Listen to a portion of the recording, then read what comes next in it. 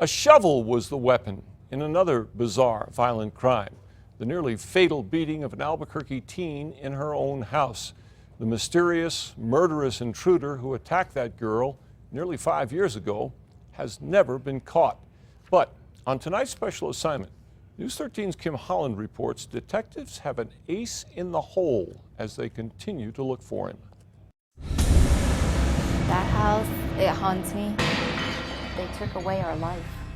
They took away our happy memories from that home. Brittany Marcel's childhood home on Albuquerque's northwest side transformed into a chilling crime scene on September 11, 2008. The blood was just it was enormous, all the blood. Diane Marcel came home that day to meet her 17-year-old daughter for lunch. I saw her at the bottom of the stairs. An unknown man had used a shovel to pummel the girl nearly to death. The man was still in the house when Diane came home, and she nearly met the same fate. He was grabbing for the biggest knife I had on the counter, and he said some very profane words to me and said that I was next. She ran, and he slipped out of the house. Diane and even the paramedics thought Brittany would die. It was a personal crime of hatred. Brittany was in a coma for 2.5 weeks. When she awoke at the end of September, she thought she had been in a car crash. Her family later told her the truth. And they told me probably October and November. And I'm like, what?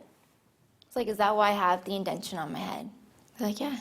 That was 5 years ago. Today, Brittany is 22 years old, going to college and following her dreams. She has no memory of the attack. It's just blank. Or even much of her school years. I remember childhood like it was yesterday. But as for high school and middle school, nothing. She's tried to remember that horrible day to answer, who was that man? Why did he beat her so savagely? Was he really after her? Nothing was stolen from the home, so police don't think the man was a burglar. Based on Diane's quick glimpse of the attacker, police released this sketch of him. The case also was featured on an episode of America's Most Wanted. And despite receiving more than 40 tips, police got nowhere. Very frustrating because of so many dead ends. What could be the big break? As the suspect fled the scene, he left fingerprints behind and blood on the window. That DNA information was entered into the National Crime Database. If the attacker commits another violent crime anywhere in the country and is caught or leaves behind DNA, Brittany's case could be solved. That DNA will be entered into the system. We can come up with a match and come up with the offender. Investigators say Brittany's case is personal for them. You're talking about someone's daughter, someone's sister. Detectives revisit the beating about 4 times a year, hoping an overlooked detail jumps out. In the meantime, Brittany is slowly moving down the road to recovery. After the attack, she had to relearn to chew, swallow, and walk. The shovel attack also left her deaf in the left ear and blind in her left eye.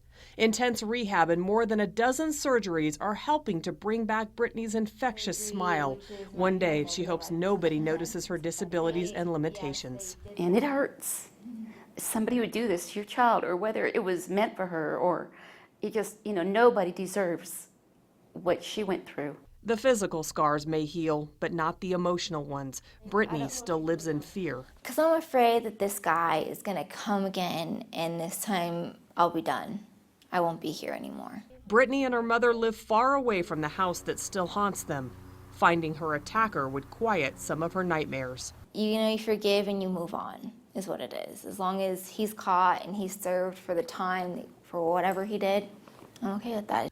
On special assignment, he needs to be caught one way or another. Kim Holland, KRQE News 13.